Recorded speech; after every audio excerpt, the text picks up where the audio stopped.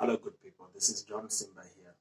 As we celebrate this International Workers' Day, I want to take this opportunity to thank all the workers from across the industries in the world that make the world function, that help us to go through our daily routines. I just want to especially mention those who take their lives, who risk their lives to save us, especially this terrible, terrible pandemic. I just want to encourage someone out there on my thoughts on what I think a worker is.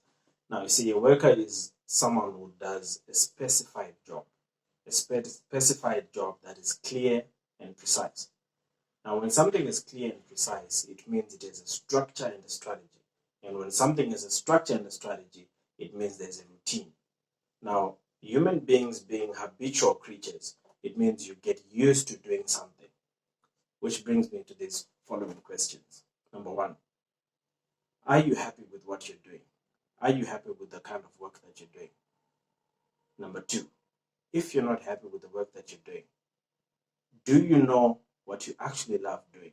Something that you love doing is something that you'd happily do for free and get someone to pay you for it, right? Now, if you don't know what you love doing, I suggest you start there. You start by identifying the things that make you happy when you do them, when you're engaged in a particular activity, in a particular type of work that is specified and precise, you're happy, or at least you're not as sad as you usually are when you do things that you have to do in order to put food on the table. Now, doing what you love does not exempt you from the challenges. The challenges will be there, whether you love what you're doing or you don't. You, however, want to say to you, finding the one thing that you love doing is not an easy process. It's hard work. There's a certain measure of patience that you have to have. You have to possess a certain measure of patience for you to be able to identify what you actually want to do. I just want to say that identification of your actual passion is not an easy process. It's not something that just happens overnight. I'll give you an example. In 1952, Colonel Sanders was 65 and he wanted to commit suicide. Things were not working. And he sat under a tree. Now, the environment that he was sitting under, it's very important for us to take note of the environment you're sitting under.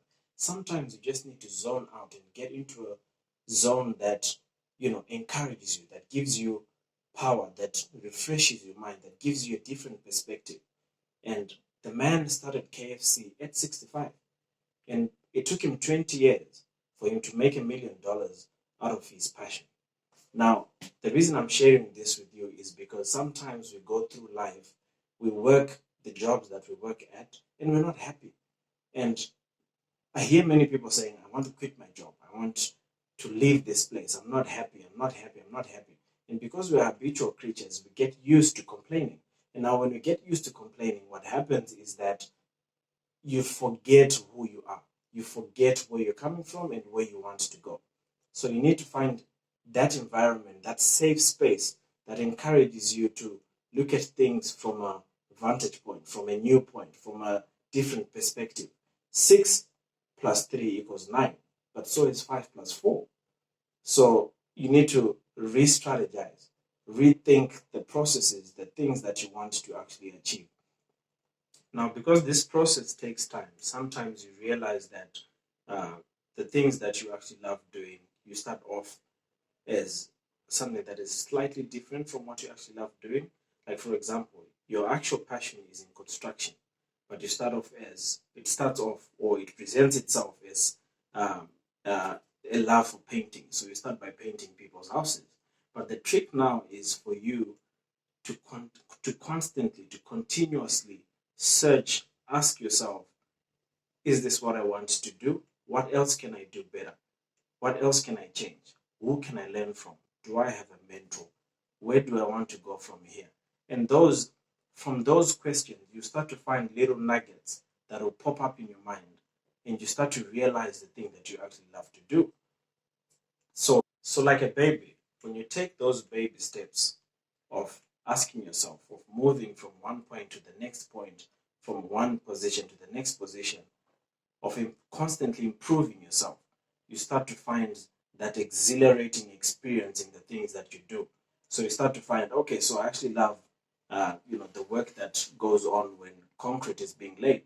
And from there, you start to find, oh, I actually love the process of plastering, the process of designing.